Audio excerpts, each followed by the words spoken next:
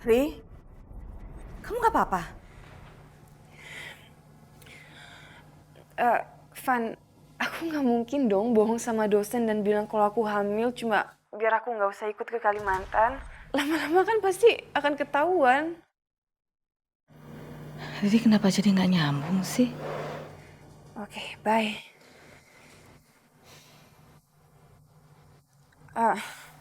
Aku tadi curhat sama Fanny.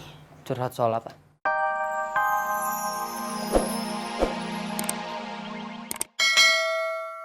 Kan bisa bikin seolah-olah Riri dikirim oleh kampusnya keluar kota. Gitu. Kenapa mesti Riri yang disingkirkan? Kenapa bukan Andi saja yang kita kirim keluar kota? Saya ada proyek di luar kota. Andi bisa berangkat ke sana, di Kalimantan. Nanti, setelah Riri melahirkan, baru Andi kita suruh kirim balik ke Jakarta. Nggak bisa. Kalian kan tahu kondisinya Andi seperti apa. Nanti kalau penyakitnya kambuh pas lagi di Kalimantan gimana? Pak, benar yang dikatakan Ibu Iren. Andi nggak mungkin dikirim keluar kota, kamu kan tahu kondisinya gimana. Iya, Papa nggak mau kalau Riri yang disingkirkan. Pak, Riri nggak kita singkirkan, kita sembunyikan di rumah sini.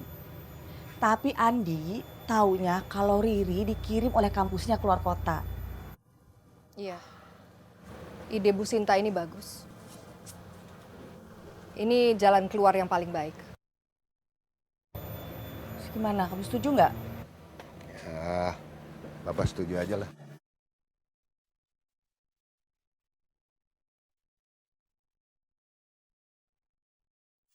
Apa ini, Ma? Ya dibaca dong. Surat dari kampus. Kerja praktek di puskesmas di daerah terpencil. Di Kalimantan. Ini maksudnya gimana sih kok Mama bisa punya surat ini? Itu surat aspal. Asli tapi palsu. Yang bikin Mama sama Papa kamu. Saya sudah sepakat dengan orang tua kamu. Dengan surat ini, kami mau memisahkan kamu dan Andi. Tapi Kenapa? Kamu nggak perlu beneran ke Kalimantan. Kamu cukup sembunyi aja di rumah orang tua kamu. Sampai saatnya kamu melahirkan. Ini satu-satunya jalan untuk menyembunyikan kehamilan kamu. Dan ini harus dilaksanakan secepatnya. Sebelum Andi sadar kalau kamu itu sudah hamil.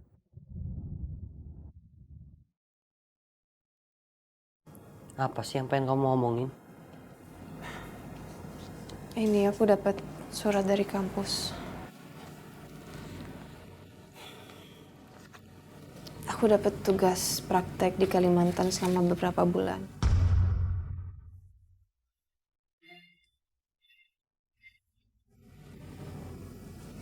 Tapi kalau kamu keberatan nggak apa-apa kok. Kamu bilang aja, aku tetap utamain keluarga kita kok. Lagian, aku juga nggak tega ninggalin kamu lama-lama. Kalau kamu mau menikah dengan Riri, Riri harus lulus dahulu kedokterannya. Aku izinin kok. Yang penting kuliah kamu selesai dan kamu jadi dokter.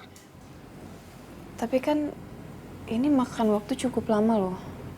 Bisa 7-8 bulan. Emang kamu nggak apa-apa jauh dari aku selama itu?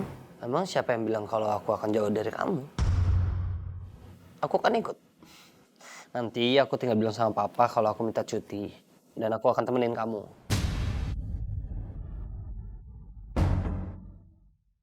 Gawat. Kenapa Andi malah mau ikut sih? Gimana mungkin aku bisa menunggu kelahiran bayiku kalau Andi ikut? Papa nanti marah dong kalau kamu cuti. Kan kamu baru mulai kerja. Ya udah gampang. Kalau papa emang nggak ngizinin, aku resign aja. Aku keluar dari kantor. Yang penting aku bisa nemenin kamu di sana. Kamu nggak akan sendirian di sana. Kenapa sih, Ri? Kamu nggak mau aku ikut? Bukan gitu, cuma kamu kan susah dapat kerjaan. Di Jakarta aja susah, apalagi di Kalimantan coba. Nggak apa-apa lah, Ri. Yang penting aku bisa nemenin kamu. Ya kalau nggak aku di sana nanti cari kerja serabutan aja. Aduh, gimana nih? Aku harus kasih tahu Mama secepatnya. Tapi gimana caranya ya? Andi, aku lagi pengen bebek goreng banget nih. Kamu mau nggak ke depan beliin aku? Soalnya aku hari ini nggak masak juga. Bebek goreng. Ya udah aku beliin. Pasti yang nggak buat kamu. Tunggu ya.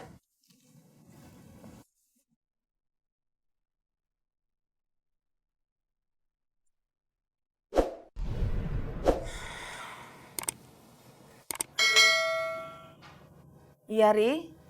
Ada apa? Mah, Andi bilang mau ikut ke Kalimantan. Aku harus ngomong apa coba? Astaga. Kamu nggak bisa bujuk dia. Bilang aja dia harus kerja di sini. Terus udah gitu dia nggak bisa ikut Kalimantan. Aku udah bujuk dia, Mah. Tapi dia malah curiga kalau aku nggak mau ditemenin sama dia. Aku harus ngomong apa? Aku takut ketahuan bohong, Mam. Bohong apa, Ri?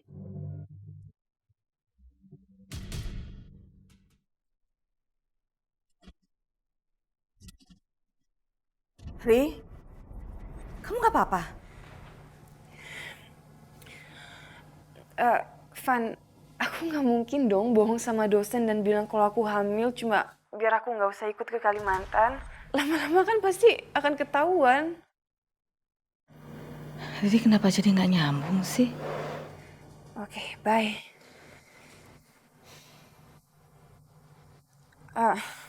Aku tadi curhat sama Fanny. Curhat soal apa? Aku curhat soal aku nggak tega kamu ikut ke Kalimantan dan kerja serabutan. Aku takut kamu kambuh. Dan di sana kan nggak ada rumah sakit gede seperti di sini. Dan Fanny suruh aku bohong bilang kalau aku hamil biar nggak usah ke Kalimantan. Cuma kan ini kan emang harus aku lewatin. Kalau nggak semester ini ya semester depan. Jadi ya percuma aku menghindar.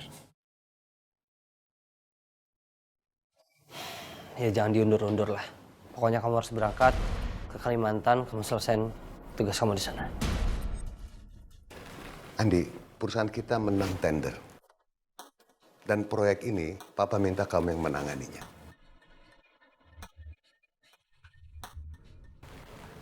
Oke? Tapi Pak, aku... Alah, ini kan kesempatan kamu. Kamu harus membuktikan sama Papa kalau kamu mampu memimpin perusahaan. Proyek ini paling cuma 1 tahun. Aku belum siap untuk memimpin suatu perusahaan, Pak. Kamu pasti sanggup. Ya kan? Kapan lagi kesempatan ini kamu terima? Kenapa nggak kesempatan ini Papa kasih ke Mas Arman aja? Kamu tahu sendiri kan? Arman sudah menangani 1 proyek. Nggak mungkin dia memegang 2 proyek.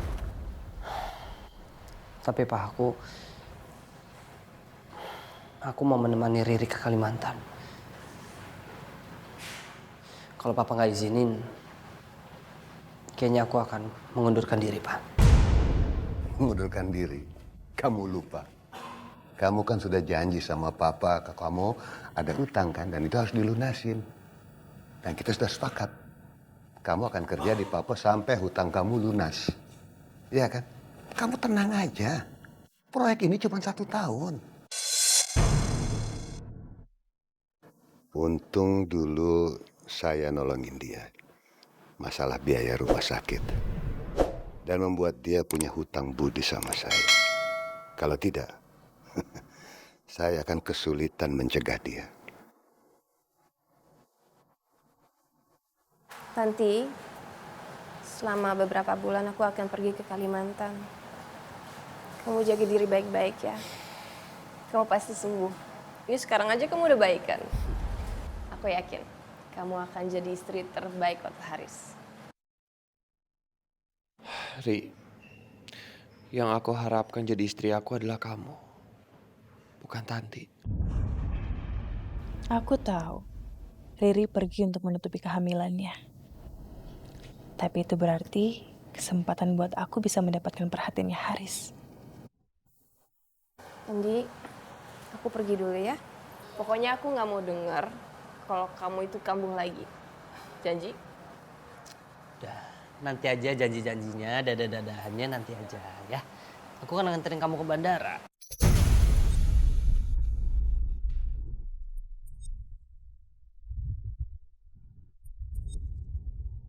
Aduh, gimana nih?